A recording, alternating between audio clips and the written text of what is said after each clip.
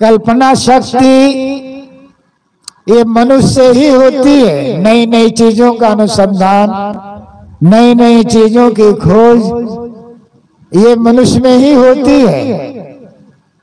मैं कह रहा था कल्पना शक्ति से ही ये बिजली की खोज हुई, बिजली का अनुसंधान हुआ। और हम गर्मी में भी हवा से हवा हम लेते हैं और हम ठंडकता का अनुभव करते हैं।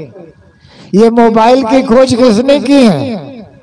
मनुष्य ने ही तो की है। कंप्यूटर की खोज किसने की है? मनुष्य ने ही तो की है। सारे ज्ञान विज्ञान की खोज मनुष्य ने ही किया है। और माध्यम क्या है? मनुष्य के अंदर में जो कल्पना शक्ति है, नई नई चीजों की खोज अनुसंधान, ये मनुष्य के अंदर से ही ये खोज होती है।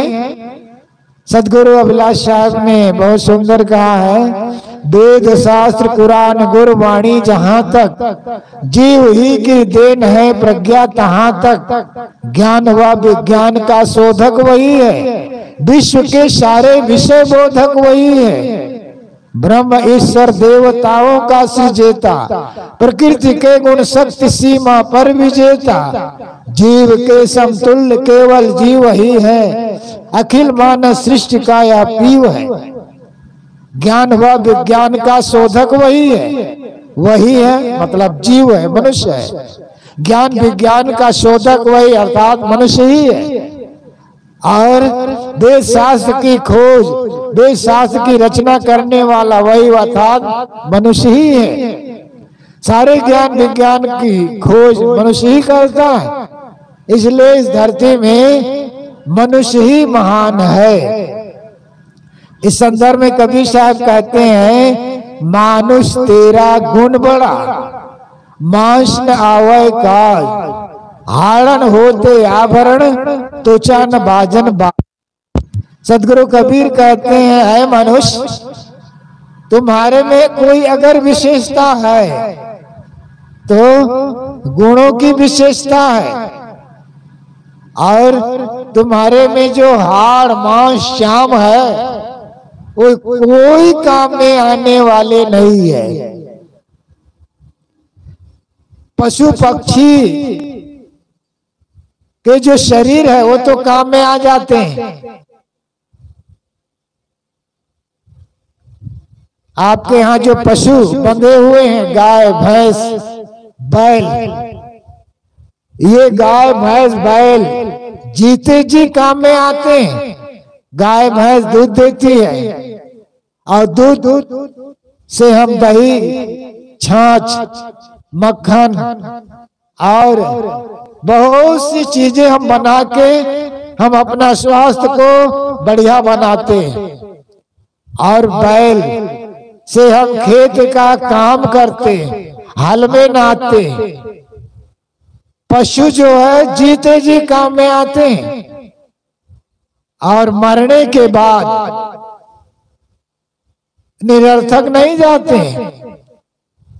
पशु के जो चाम है उससे जूता बनाया जाता है, और जो उसमें हड्डियां हैं उसको खाद बनाया जाता है।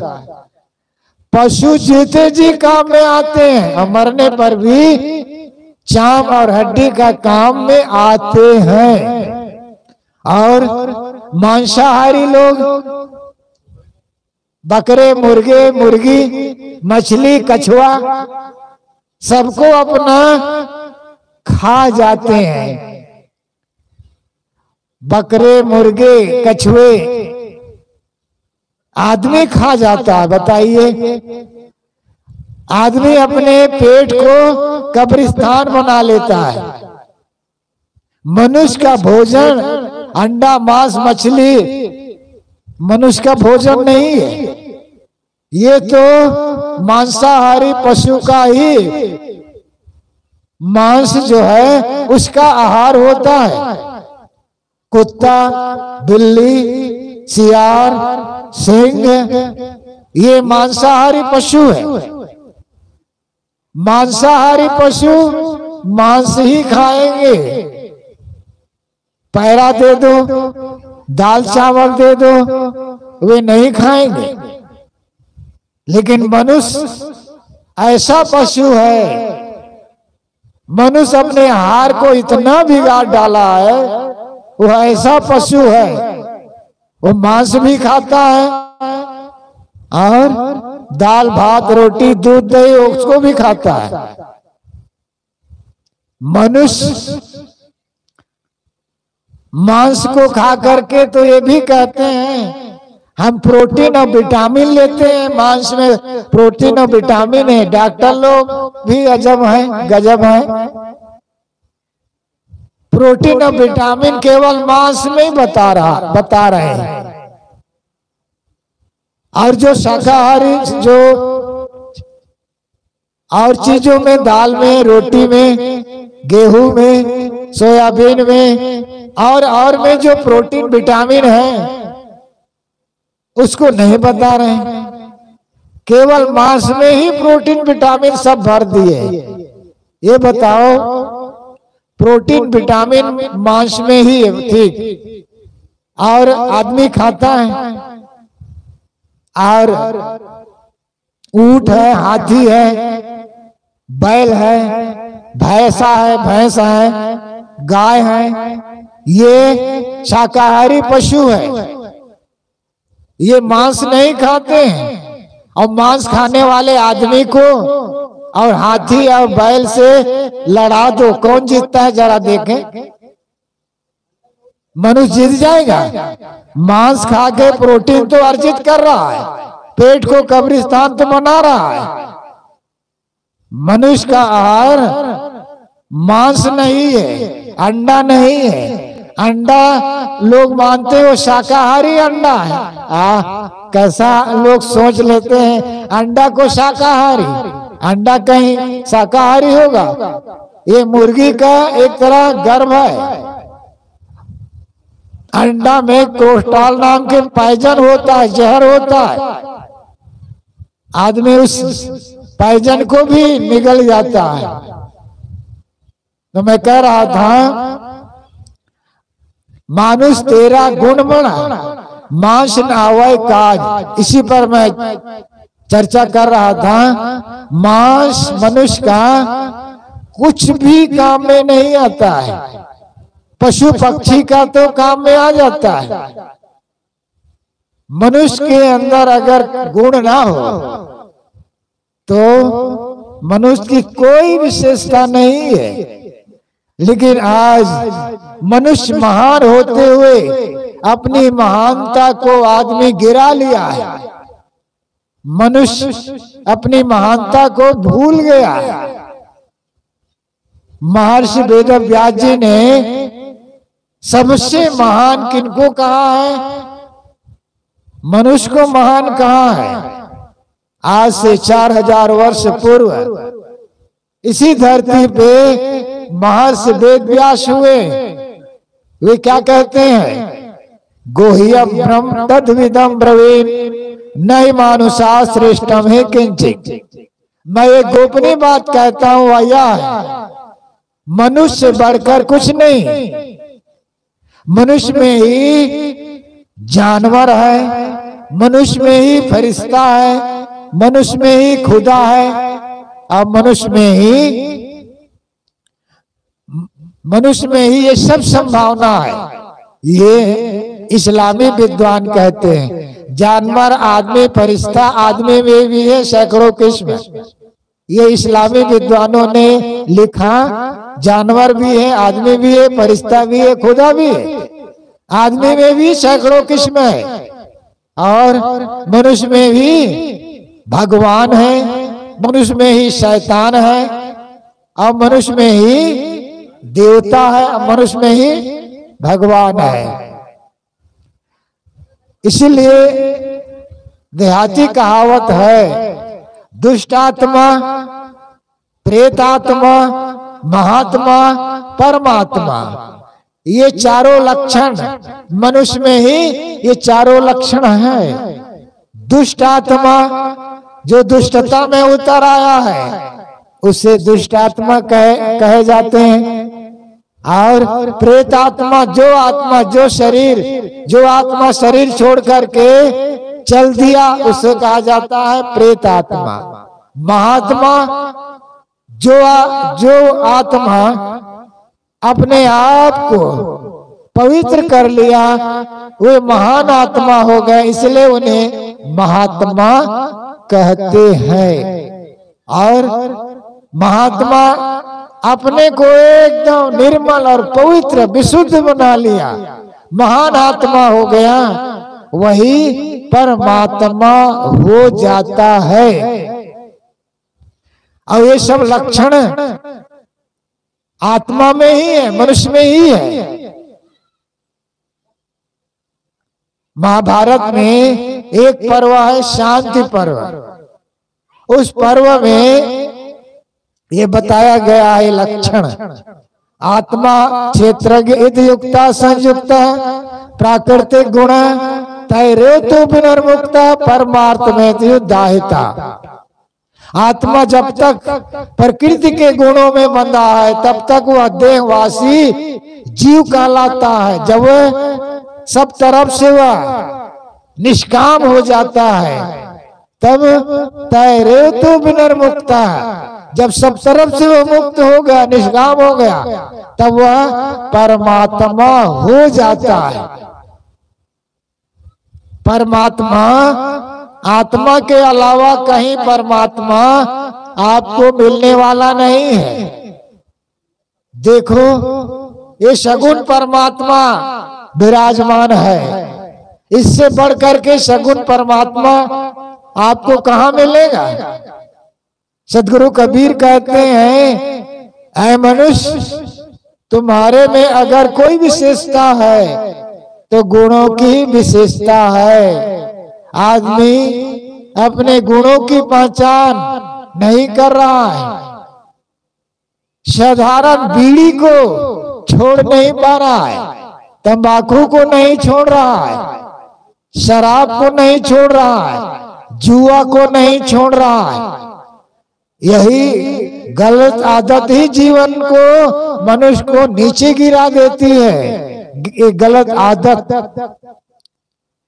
बीड़ी, सिगरेट, तंबाकू आदमी चाव से ग्रहण करते हैं। इसमें जहर के अलावा और कुछ नहीं है। बीड़ी में कौन फायदा है, तंबाकू में कौन फायदा है, गुड़ाखू में कौन फायदा है, कौन सा है। साहब कहते हैं भांग तंबाकू छूतरा आबू और शराब कौन करेगा बंदगी। साहब कहते हैं भांग तंबाकू ये अशुद्ध है, कौन करेगा बंदगी, ये तो भय खराब। इनको कौन बड़ा सभ्य मानेगा, ये तो अपने आप को खराब कर लिया है। गांजा, भांग, शराब, बीड़ी, सिगरेट इससे पैसा की बर्बादी है और कुछ नहीं है, स्वास्थ्य के लिए कोई लाभ नहीं। इसलिए भजन में गाया गया, नसवा मटिया मामी लाई है तू न खायो बलो माँ। एक बहू एक देवी अपने पति को समझा रही है, भजन में इसको बढ़िया उड़ेड़ा है। नसवा मटिया माँ में लाई है तो न खायो बालो माँ, बलमा पति। नसवा मटिया माँ में लाई है तो न खायो बालो माँ।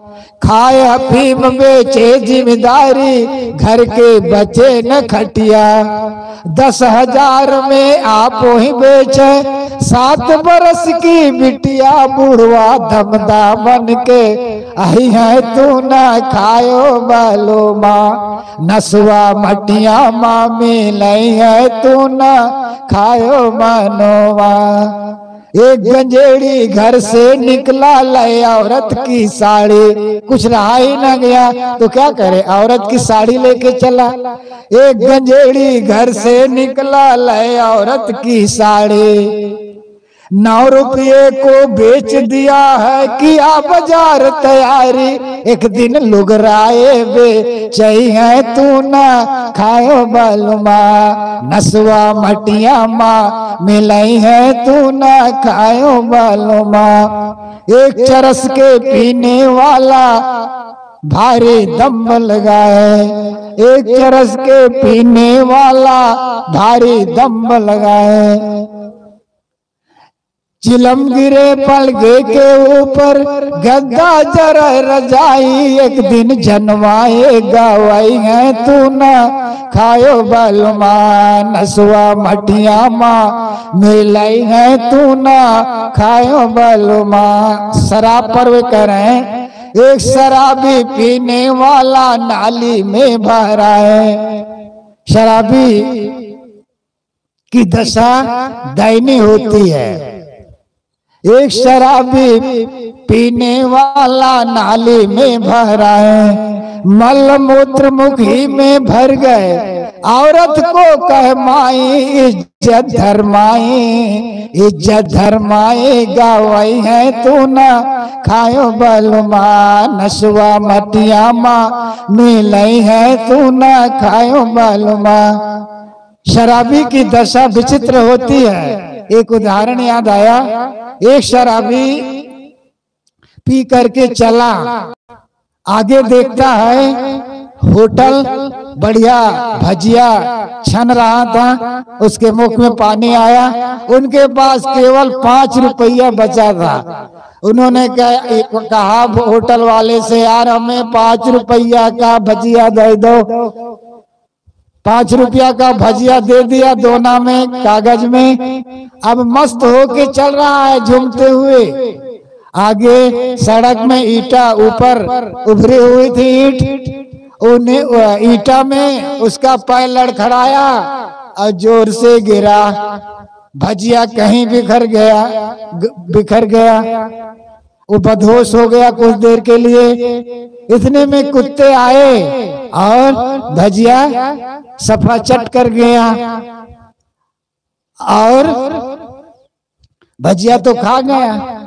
इतने में क्या होता है, 3 टांग धरती किए। इसके पूर्व मैं भूल रहा था कि भजिया तो खा गया, अब वो टटोलता है, कुत्ता खा गए। अब उनको जरा होश आया, आंखें मूंदे मूंदे टटोला तो क्या मिला उसके हाथ में? घोड़े की लीद। वो गोल गोल होते ही हैं। आंख मूंदे मूंदे घोड़े की लीद को हाथ में लिया और मुख में डाला, खाने लगा और गाली देने लगा। ये होटल वाले साले कैसे है? अरे भैया, इस भजिया में ना नमक है, ना प्याज है, ना कोई बेस्वाद का है। ये कैसे पैसा लेना जानता है? गाली दे रहा है। इतने में कुत्ते आए। एक कुत्ता आया, 3 टांग धरती किया, 1 टांग निर्धार। अब बिन बिजली बिन बादल बरसे मूसलाधार। अब मुख में गरम गरम पानी गया तो क्या कहता है, ये साले होटल वाला कैसे है? अरे पानी भी ठंडा नहीं रख रहा है, वो भी गरम गरम, वो भी नुनसुर। ये है शराबी की दशा। शराबी आदमी को कोई गवाही नहीं पकड़ता है। शराबी आदमी पर कोई भरोसा नहीं रखता है, विश्वास नहीं रखता है। घर वाले भी उनसे उदास रहते हैं, नाराज रहते हैं। शराबी आदमी अपना बर्बाद करता है, समाज का बर्बाद करता है और देश का बर्बाद करता है, और अपनी आत्मा को बिगाड़ लेता है, अपना स्वभाव को बिगाड़ लेता है। सदगुरु कबीर कहते हैं, मनुष्य में अगर कोई विशेषता है तो गुणों की विशेषता है, और गुणों को हम भूलते जा रहे हैं। बताओ इस शराब से क्या लाभ है? आगे भजन में बताया गया कि कोई पान में कोई चून में सुरती सबको प्यारे, कहते हैं सुख सागर साहेब, सुनिए नर और नारी, अगला धतवाए सड़ई है तू ना खायो बलुमा। भारत थी सोने की चिड़िया, बेशनी गर्द मिलाए, दूसर देश से कर्जा ले वह कितना है हल्काई, ऐसे भारत है गरीबिया तू ना खायो बलमा। नसवा मटिया माँ में लई है तू ना खायो बलमा। बीड़ी सिगरेट पीने वाले सुनिए ध्यान लगाए, बीड़ी सिगरेट पीने वाले सुनिए ध्यान लगाए। 2 करोड़ भारत का रुपया प्रतिदिन खर्च कराई, ऐसे भारत है, ऐसे भारत है गरीबिया तू ना खायो बलमा। नसवा मटिया माँ मिलई है तू ना पियो बलमा। ये नशवा अर्थात ये नशा व्यसन ये मट्टी में मिलाने वाले हैं। अब मनुष्य महान होकर के बीड़ी और सिगरेट और जुआ और शराब छोड़ नहीं पा रहे हैं। यही से तो आदमी का आचरण गिरता है। ये बताओ जुआ खेल करके कौन आदमी भला कहलाया है? बड़े बड़े जुआड़ी कहे जाने वाले उसका मटिया मेल हो गया है। बड़े बड़े बंगला वाले कंगला हो गए, बड़े बड़े करोड़पति रोडपति हो गए, बड़े बड़े रईस कहे जाने वाले सहीश हो गए, महाराज युधिष्ठिर कहे जाने वाले राजकाज तो हार ही गए, भाई को भी हार गए। और वे धर्मराज कहे जाने वाले अपनी पत्नी द्रौपदी को भी जुआ में वह हार जाता है। आज तक इतिहास में नहीं मिला है। आज तक जुआड़ी युधिष्ठिर जैसे जुआड़ी और उन्हें धर्मराज कहा जाता है। धर्मराज और एक तरफ जुआ का अधर्म काम, ये दोनों कैसे एक साथ चलेगा? एक तरफ धर्मराज और जुआ जैसे अधर्म काम। युधिष्ठिर जैसे जुआड़ी आज तक नहीं हुआ है इस धरती में। मैंने सुना नहीं है कि वे राजकाज भी हार गए, खेती बाड़ी भी हार गए और अपनी पत्नी को भी दाम लगा दिया। ऐसे मैंने नहीं सुना है। आप लोग हो सकता है सुना हो तो बताइएगा, तो कभी कभी उदाहरण के लिए काम आएगा। तो ऐसे धर्मराज आज तक हमने नहीं सुना है कि जुआ में भी हार जा सब कुछ और धर्मराज भी। बंधुओं, जुआ एक अधर्म काम है। जुआ के पास बैठो मत, जुआ सुनो मत, जुआ को देखो मत, जुआ से सब कुछ बर्बाद होते हैं। बंधुओं, यही जीवन को गिराता है, आदमी को गिराता है। राजा नल जैसा धर्मात्मा ने भी किस प्रकार उसकी दुर्दशा होती है। अपनी धर्म पत्नी को सोई हुई अवस्था में छोड़ करके वो कहीं चुपचाप कहीं वो चल देते। वो बेचारी भटकती भटकती वो अंततः कितनी वो परेशानी उठाती है।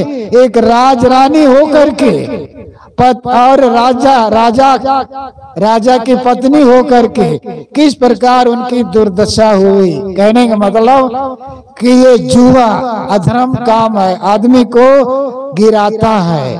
तो मैं कह रहा था, मानुष तेरा गुण बड़ा। मनुष्य में अगर कोई विशेषता है तो गुणों की विशेषता, और गुण में अगर खामी आए तो आदमी गिर जाता है। और आदमी में ही फरिश्ता है, जानवर भी है और खुदा भी है। इसलिए अपना जो अपनापन है उसको याद करें। आदमी अपने आप को गिराता जा रहा है। जो नहीं खाना चाहिए वो खा रहा है, नहीं पीना चाहिए वो पी रहा है, नहीं बोलना चाहिए वो बोलते जा रहा है, नहीं करना चाहिए वो करते जा रहा है। आदमी अपने को गिराता जा रहा है। आदमी सिरमौर प्राणी है, महान है, अपनी महानता को आदमी भूलता जा रहा है। आदमी में ही तो भगवान है। अगर इसको अगर हटा दिया जाए तो भगवान कहाँ फलेगा, देवता कहाँ फलेगा। आदमी में ही सब कुछ चरितार्थ होता है, लेकिन आदमी अपने को भूलता जा रहा है। यही इनमें खामियां है। इसलिए सदगुरु कहते हैं मानुष तेरा गुण बड़ा। ऐ मनुष्य, तुम्हारे में कोई विशेषता है तो गुणों की विशेषता है। आदमी गुणों को क्यों भूल रहा है? आज का माहौल एकदम बिगड़ता जा रहा है। शराब की मात्रा, पीने की मात्रा बढ़ती जा रही है और गुटखा तंबाकू की मात्रा बढ़ती जा रही है। ये सब मात्रा बढ़ती जा रही है। इसके लिए समाज का जो अगुवा है उसको सावधान होने की जरूरत है। माता पिता इसके उत्तरदायित्व है। जो पीता है तो बच्चे को कहां से अच्छे संस्कार देंगे।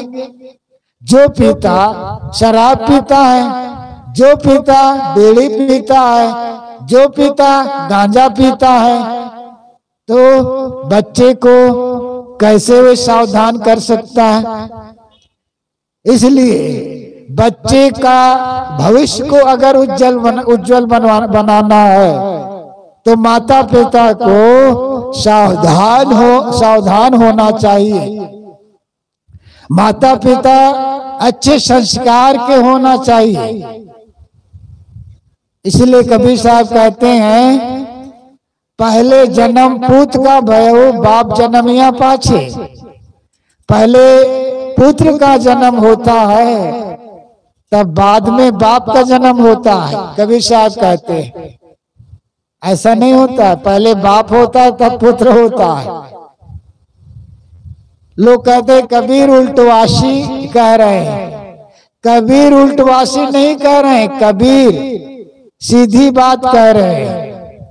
किसी के यहाँ जब बच्चा जन्म लेता है तो यही तो सुनने को मिलता है कि अमुक के यहाँ बेटा पैदा हुआ है, अमुक के यहाँ पुत्र पैदा हुआ है।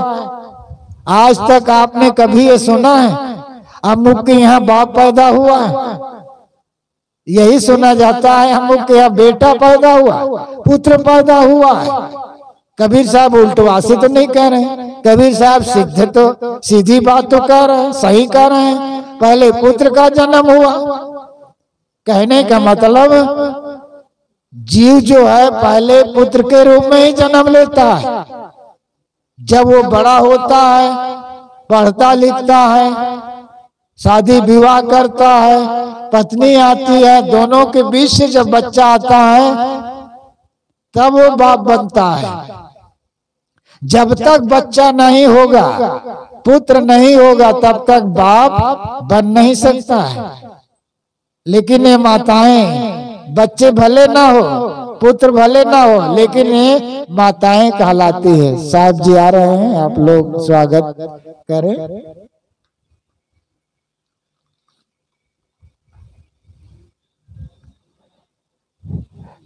जो भाई इधर उधर हो, बात करते हो आपस में, ऋषभ पंडाल में आ जाएं।